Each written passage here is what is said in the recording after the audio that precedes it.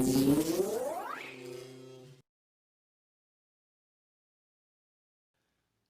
0114 Aceh Jaya menyelenggarakan tradisi penyambutan dan pelepasan Komandan Kodim 0114 Aceh Jaya dari Letkol Kavaleri Andi Suryatama kepada Letkol CZI Arif Hidayat. Acara tersebut berlangsung di Makodim setempat. Dalam acara ini turut dihadiri oleh unsur Forkopimda Aceh Jaya serta ratusan tamu undangan dari berbagai kalangan.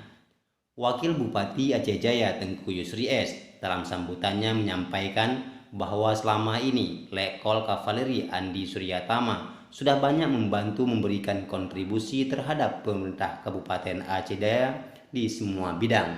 Suasana haru terlihat saat Letkol Kavaleri Andi Suryatama menyampaikan kesan dan pesannya di hadapan para tamu undangan. Pria yang saat ini menjabat sebagai Waspres Kesdam Iskandar Muda terlihat tidak kuat menahan air matanya dan suaranya terbata-bata saat menceritakan pengalamannya selama bertugas di Kodim 0114 Aceh Jaya. Selama saya memimpin, yang saya takutkan bukan kehilangan pangkat dan jabatan, tapi yang sangat saya takutkan adalah saya kehilangan kepercayaan, kehilangan keikhlasan, kehilangan semangat dan loyalitas.